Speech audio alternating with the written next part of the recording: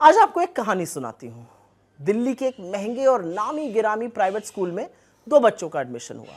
एक बच्चे का नाम पार्थ और दूसरे का नाम अंकित था। पार्थ के फादर आईएएस अधिकारी थे, यूपी काडर के थे, और मां मल्टीनेशनल कंपनी में एक बड़े मैनेजरियल पद पर थी। जबकि अंकित यूपी हरदोई के पासी परिवार से है। उसके पिता संविदा पर सफाई कर्मचारी और मां दूसरों के घरों में चौका बर्तन करती थी। अब आप कहेंगे, भला ऐसा कौन सा स्कूल है जहां पर आईएएस का बेटा और सफाई कर्मचारी का बेटा एक साथ पढ़ता है? यह संभव हुआ कांग्रेस सरकार के एक कानून से जिसका नाम है राइट टू एजुकेशन। 2009 में ये आया था और इसके तहत हर क्लास में 25% सीट गरीब बच्चों के लिए रिजर्व करनी पड़ती। उसी के तहत अंकित का वहां पर एडमिशन हुआ था। खैर, दाखिले के कुछ ही दिनों बाद पार्थ और अंकित अच्छे दोस्त बन गए। वैसे भी बच्चे कहाँ भेदभाव करते हैं, साथ में पढ़ाई करते, साथ में स्कूल में खेलते। जब तक स्कूल में रहते दोनों साथ साथ रहते थे। टीचर उनको राम और श्याम कहने लगी थी। पर स्कूल के बाद इन दोनों की दुनिया थोड़ी अलग थी, एक्चुअली बहुत अलग थी। छुट्टी से पहले पार्थ को लेने स्कूल गेट पर उसका जो घर में हेल्प करते थे वो और ड्राइवर घंटों खड़े रहते थे। जैसे ही पार्थ गेट पर कदम रखता, वो लोग दौड़ कर आते, उसका बैग लेकर जाते और फिर वो गाड़ी में बैठ के फर्राटे से अपने घर चला जाता था। वहां पहुंचते ही दादी, वो बहुत लाड़ करती थी उससे, उसका स्वागत करती थी, उसको कभी कभी मिल्क शेक या कभी कभी चॉकलेट देती थी। बड़े लाड़ प्यार से उसके जूते मोजे उतारे जाते थे, उसका हाथ पैर धुलवाया जाता था। फिर उसे खाने में कई तरह के फल दिए जाते थे। कुछ तो ऐसे फल थे जो दिल्ली के सिर्फ बड़े महंगे महंगे मार्केट में ही हमने देखे हैं, अदरवाइज कहीं मिलते नहीं हैं। खैर, इसके बाद पार्थ की माँ उसको उसके कमरे में सुला देती थी। कुछ देर वो वहाँ पे आराम करता था, फिर आवाज़ लगाई जाती थी। उसका म्यूज़िक टीचर के आने का टाइम हो जाता था, वो जैज़ सीख रहा था। इसके अलावा वो जूडो इंस्ट्रक्टर आता था उसको सिखाने, स्पेनिश लैंग्वेज के ट्यूटर भी आते थे। काफ़ी सारी चीज़ों का शौक था और माँ बाप वो शौक पूरा कर रहे थे। खैर, पार्थ के नाश्ते का, खाने का, फिल्म देखने का, खेलने का, सोने का, हर चीज़ का टाइम तय था, जैसा आजकल हो रहा है। पार्थ के पिता जब शाम को ऑफिस से लौटते थे तो चाहे कितने भी थके हों, उससे पूछते थे आज स्कूल में क्या पढ़ाया गया। पार्थ के पास बैठकर उसे वो दोबारा पढ़ाते थे, उसके हर कंफ्यूजन को गंभीरता से लेते थे, दूर करते थे, होमवर्क पूरा कराते थे। रिस्पॉन्सिबल फादर थे। और अगर अभी कभी कभी पापा होमवर्क ना करा पाते तो पार्थ की मम्मी सुबह उसका होमवर्क पूरा करवा कर ही उसको स्कूल भेजती थी। और अगर मम्मी बिजी हैं और अवेलेबल नहीं है तो दादी उसके स्कूल के काम में उसकी मदद करती थी। उनका एक्चुअली पार्थ से बेहद लगाव था। वो हमेशा उससे कहती थी कि पार्थ, तुम्हें तो अपने पापा से भी बड़ा अफसर बनना है। पार्थ का टीवी वगैरह भी काफ़ी मॉनिटर्ड था।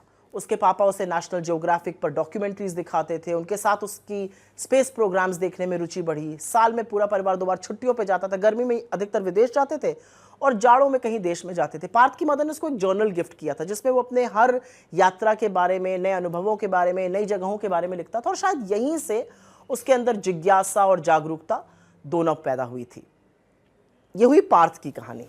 उधर अंकित स्कूल खत्म होने के बाद अक्सर, इनफैक्ट रोज ही, वो 12 महीने अपना बैग उठाकर पैदल ही घर जाता था। जिस कच्ची बस्ती में 3000 रुपए महीने में किराए पर वो रहता था, उसके परिवार रहता था, वो स्कूल से थोड़ी दूरी पर था। वहां स्कूल बस नहीं जाती थी, लेकिन उसके पास इतना पैसा नहीं था कि वो रोज ऑटो रिक्शा करके वहां जाए। खैर, अंकित स्कूल से लौटने के बाद अपने पड़ोसी के यहाँ से घर की चाबी लेता था, क्योंकि उसकी माँ को काम पर जाना रहता था, दोपहर वाले काम पर। अंकित को स्कूल से आने में देरी होती थी। फिर वो खुद ही अपना खाना, जो सुबह माँ बना के गई होती थी, रोटी सब्जी वगैरह, वो या तो कभी कभी गर्म करता था या ऐसे ही खा लेता था। अंकित एक्चुअली जिन बड़ी बड़ी इमारतों के पीछे बसाई गई तंग बस्तियों में रहता था, वहाँ कीड़े मकोड़ों की भरमार थी। पानी भी थोड़ा सा संक्रमित आता था और इसकी वजह से वो बार बार बीमार होता था। कई बार उसको मलेरिया, कई बार उसको टाइफॉइड हुआ। इन बस्तियों में न पानी समय से आता था और न बिजली, इसलिए कभी कभी अंकित को स्कूल से लौटकर बाल्टी भरने की कतार में भी खड़े होने पड़ता था, क्योंकि माँ बाप का काम पर जाना बेहद जरूरी था। अगर वो नहीं गए तो शाम को घर में क्या बनेगा, इसी पर सवाल उठ जाए। खैर, एक और प्रॉब्लम थी। अगर स्कूल में पढ़ाई गई किसी चीज से अंकित दुविधा में रहता था, समझ में नहीं आती थी, तो वो चाहकर भी घर में किसी से मदद नहीं ले सकता था। ना माँ उतनी पढ़ी लिखी थी, ना फादर इतने शिक्षित थे, और ट्यूशन टीचर रखने के तो शायद उनके पास पैसे भी नहीं थे। जैसे तैसे वो खुद ही मेहनत करके पढ़ता था। कई बार अगर नहीं समझ में आता था तो होमवर्क अगले दिन सुबह अपने दोस्तों से स्कूल में ही पूछ के पूरा करता था। अंकित के एक बूढ़े दादा दादी थे, उसको प्यार बहुत करते थे, लेकिन वो गांव में रहते थे। उसके पिता जो भी कमाकर भेजते थे उसी से उन लोगों की गुजर बसर होती थी, दवाई और खर्चा चलता था। और कहीं पर आर्थिक तंगी की वजह से घर में एक तनावपूर्ण माहौल रहता था। कभी कभी दिक्कतों से जूझते हुए, 24 घंटे काम करते हुए माता पिता का झगड़ा भी होता था घर पे, और इससे अंकित कभी कभी दुखी और परेशान होता था। खैर, मेहनत करता था वो। महीने बीतते गए, साल बीते। पार्थ और अंकित 8वीं क्लास में पहुंच गए। साल भर की पढ़ाई के बाद एग्जाम का टाइम आया। दोनों ने अपने हिसाब से मेहनत करी, फिर रिजल्ट आया। पार्थ ने हमेशा की तरह टॉप किया, मगर अंकित टॉप 10 में जगह नहीं बना पाया। आपके मन में भी वही सवाल आ रहा है कि पार्थ और अंकित एक ही स्कूल में पढ़े, एक साथ पढ़े, एक ही टीचर ने पढ़ाया, फिर रिजल्ट में अंतर क्यों है? क्योंकि ये मेरिट भर की बात नहीं है। असल में पार्थ और अंकित की दुनिया बिल्कुल जुदा है, बिल्कुल अलग है। सिर्फ एक स्कूल में होना लेवल प्लेइंग फील्ड की गारंटी नहीं है, ये उसकी शुरुआत है। जमीन आसमान का अंतर था उनके परिवेश में, और हमें यह समझना होगा कि एक जैसा अवसर देने की बात तभी सच होगी जब समान शिक्षा ही नहीं, एक जैसा वातावरण, एक जैसी सुविधाएं, एक जैसी सोचने, समझने, सीखने और जीने का हक मिलेगा।